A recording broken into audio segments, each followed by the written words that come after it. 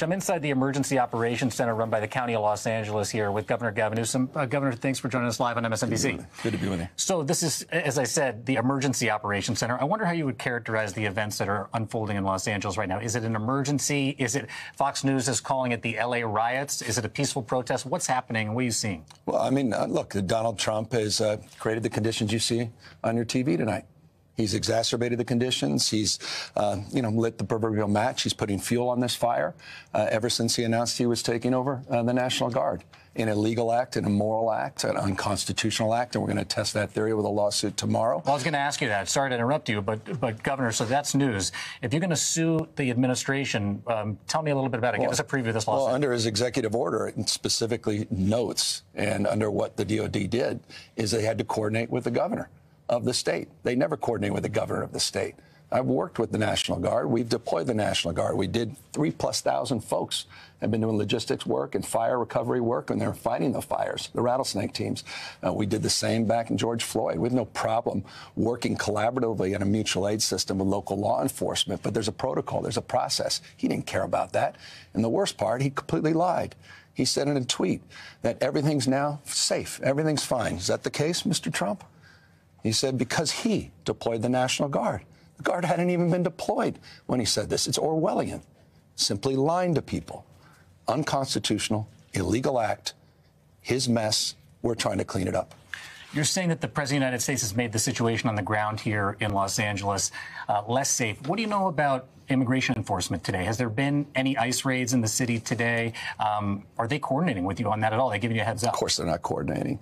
That said, we were told in just a recent briefing just a few minutes ago there was small activity in the county and not in the city proper. But look, you made a point a moment ago. These images are unacceptable. These kids on the car, the folks that are taking advantage of this, these aren't peaceful protesters, a lot of these folks, a lot of great people out there doing the right thing. But you get these insurgent groups coming in, sort of these anarchists that are in there to create real problems. And they're just playing right into Donald Trump's hand. And they need to be called out. They need to be arrested. It is wrong to destroy other people's property, and it is wrong to create the conditions that only exacerbate this. But Donald Trump, at the end of the day, is the sponsor of these conditions. Let me give you the opportunity. You mentioned that there are people out there causing mischief and mayhem. What's your message to those people who are out there tonight? Not the peaceful protesters that are out there protesting for the rights of immigrants, but for the people that are doing damage to buildings, to law enforcement out there. Well, they're doing more than damage to buildings and to property. They're potentially damaging the very foundation of our republic. The democracy is in the balance. I mean, you're seeing these authoritarian tendencies now are being acted out by this administration. And we're case in point as it relates to nationalizing, federalizing the National Guard, threatening now to put in Marines. So I hope these people would pause and just consider. Now, some of them, they want that kind of chaos. Some ways, they're adjacent to where Donald Trump is. But the peaceful protesters, we want to keep them safe. We want them to exercise their fundamental rights. We want to keep those that are enforcing the laws in a respectful and responsible way also safe. But Donald Trump needs to pull back. He needs to stand down. Donald Trump is inflaming these conditions. This is Donald Trump's problem right now, and if he can't solve it, we will. He continues to, as always, hit you hard publicly. Just 10 minutes ago, he put out another Truth Social telling you and the mayor to apologize to the people of Los Angeles. You guys go at it pretty hard publicly, but I know you talk privately. Have you spoken in the last couple of days to the president about any of this? Yeah, we talked for almost 20 minutes, and this issue never came up. I mean, I kept trying to talk about L.A. He wanted to talk about all these other issues. We had a very decent conversation. When was this? This was late Friday night, I think about 1:30 plus his time. After the protests had started here? After the protests, and he never once brought up the National Guard. He's a stone-cold liar. He said he did. Stone-cold liar. Never did. It was a very civil conversation. I've always wanted to approach engagement with the President of the United States in a respectful and responsible way. But there's no working with the President. There's only working for him. And I will never work for Donald Trump.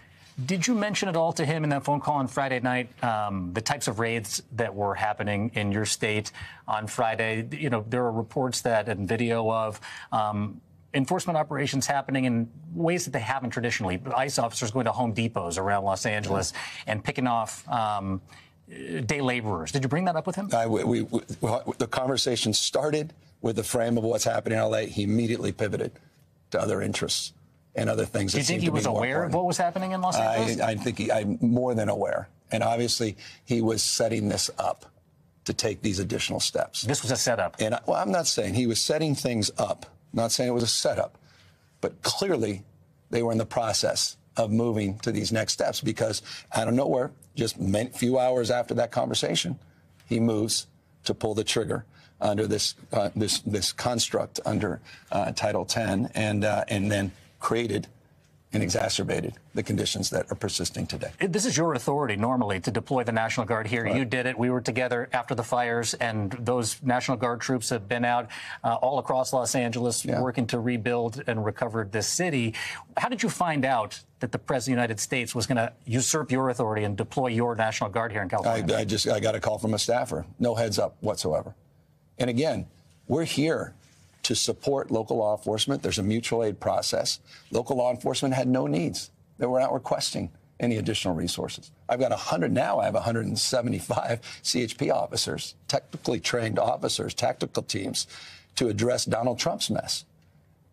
We are here to support local law enforcement, the sheriff's office, LAPD, but they didn't need that support. He made this up. This is a manufactured crisis in order to get under the tent to start to stretch credulity and to begin the process of moving inevitably towards a constitutional questioning crisis around posse comitatus. And it's, I think, inevitable. That's where he's going. Tom Homan, the border czar, said to me yesterday he did not rule out literally arresting you, nor Mayor Bass, if you interfere in his words. He said you hadn't yet. He's a tough guy. Why doesn't he do that? He knows where to find me. But you know what? Let your hands off 4-year-old girls that are trying to get educated. Let your hands off these poor people. They're just trying to live their lives, man. Trying to live their lives, paying their taxes, been here 10 years. The fear, the horror. The hell is this guy? Come after me, arrest me. Let's just get it over with. Tough guy. You know, I don't give a damn. But I care about my community. I care about this community. The hell are they doing? These guys need to grow up. They need to stop. And we need to push back. And I'm sorry to be so clear, but that kind of bloviating is exhausting. So, Tom, arrest me. Let's go. The perception is there's a lot of theatrics happening out there. Mayor Bass told me that she spoke directly to Tom Homan. Has he reached out to you? Have you reached out to him? No. No communication whatsoever? No, it's direct communication and back and forth with Susie Wiles and with the president in a phone conversation. There obviously are pockets of violence out there on the streets.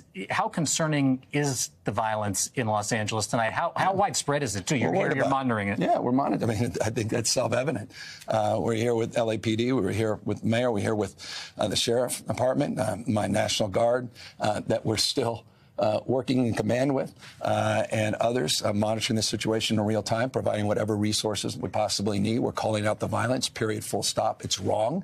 And we're calling for the President of the United States to rescind his order so that he can clean up his own mess. Stephen Miller, other people have used the word insurrection about the activity on the streets of Los Angeles. Yeah, this is just, they're trying to incite violence. They're trying to impose the kind of rhetoric that only makes conditions worse, that quite literally put people's lives at risk. And they're intentionally and knowingly doing that. All of this is about immigration enforcement and the type of well, go ahead, feel free to No, disagree. I know. I don't mean even to cut you off. I think it's about something much more. This is about authoritarian tendencies. This is about command and control. This is about power. This is about ego. My way or the highway. This is a consistent pattern of practice, of recklessness. This guy has abandoned the core principles of this great democracy. He's threatening to go after judges he disagrees with, cut off funding to institutions of higher learning. He's on a cultural binge. He's rewriting history, censoring historical facts. I mean, this is something completely different. And this is part of that ongoing play that is unfolding in front of our eyes. It is a serious moment under the guise of immigration, but it's much deeper than that. You know, I've reported with and about you throughout your tenure here. I've not seen you as angry as I feel like I've seen you here. Do you think that there's a way out of this? Where does this go from here? What happened? He needs to stand down. The President of the United States needs to stand down. He needs to rescind this order, and we'll work together to clean up his mess. Did he respond? You asked for him to rescind the order earlier today. Did they respond at all? Of course not. Nothing. No, it's more lies and statements. Look, again, you see me out there in the tarmac with the president. We had a very cordial conversation on Friday night. I'm not looking to find a crowbar to put in the spokes of his wheels every day. Yeah, we'll stand tall and firm in terms of defending our values, but I want to find areas where we can work together. But you go after vulnerable communities, you go after kids. I was just down in Compton School District 3 days ago, and they were talking to me about this 4-year-old kid. I don't even know where she is. This is a serious moment. The hell is going on? Threatening real people. These are friends. These are people we know, members of our community, destroying industries in the state. You claim to care about ranchers and farmers? You care to claim about construction industry? I mean, these are the folks that you're going after in the most uncivil and indecent way. And that's where I have a problem. I have no problem going after criminals. We've coordinated and collaborated with ICE. Over 10,000 transfers that have been part of my administration, so I don't need to be lectured by these guys that would coordinate and collaborate on violent California State Prisons does hand over inmates to ICE. And my legislature, with respect, it's not an indictment, but I've had to veto legislation for them to try to stop me from using that authority. So when these guys say we don't go after criminals, again, they're lying, and they are knowingly lying. What's your message to the people that are out there protesting for the rights of immigrants? You want to see those protesters continue to be out on the street and protest these actions by the Trump administration? I just want them to be safe. And I want folks to know that are thinking about going after, just be safe. Do you support them? Of course I support them. I mean, protest is the foundation of this democracy. It's what makes this country great. And that needs to persist. And right now, people need to come out. But we need to be mindful of the toxicity of this moment. And then we have to deal with these elements that are coming in that are intentionally trying to take advantage of this in a way that only aids and abets Donald Trump. And this is what he was counting on. And we've got to push back, and we've got to be careful at this moment. I pray that people are cautious and careful at this moment. You know, we talked about this is in some measure about immigration, in some measure it's about democracy. Do you believe, some people have said, that this is an attempt at distraction from maybe the matters with Elon Musk back in Washington? You know, why did this happen now, in other words? Oh, I mean, he's the master of distraction. He's the commander of chaos. That's what Donald Trump does. Moves this direction, move that direction. I mean, look, this guy is 90 days, 90 beautiful deals. How many deals? Zero. In the UK, give me a break. I mean, Elon Musk is the sycophant of sycophants as it relates to this love relationship that he had with the President of the United States said it exactly right. We're likely to enter a recession the second half of the year because of the recklessness of this tariff policy under this administration. He's just saddled our kids and grandkids with $2.5 trillion of debt to give billionaires and corporations a tax break that they're not even asking for. Of course he's trying to distract us. I have a feeling there's a pretty good chance that in the White House there might be a television on and he might be watching us I hope so. right now. Yeah, he can learn something. What might you say to him if I'll give you the floor, you have the opportunity, what you weren't able to say to him on that phone call or calls that he hasn't taken today? Where's your decency, Mr. President? Stop. Rescind this order. It's illegal and unconstitutional. And I said it. I'll say it again. It's immoral. You're creating the conditions that you claim you're solving, and you're not. And you're putting real people's lives at risk. This is a serious moment, and it requires serious leadership. And it's time for you to be a commander-in-chief of the United States of America. And I will have your back if you want to work in a relationship of trust and truth in the spirit of our founding fathers. But you come after poor kids, you come after families, we will do everything in our power to stand up and stand in your way. Governor Gavin Newsom, what time are you filing the lawsuit tomorrow? Very early in the morning. I'd love to do it tonight, but we got lawyers working on the brief. All right. Governor Gavin Newsom, thank you for being here live on MSNBC. I appreciate it. Thanks for having me.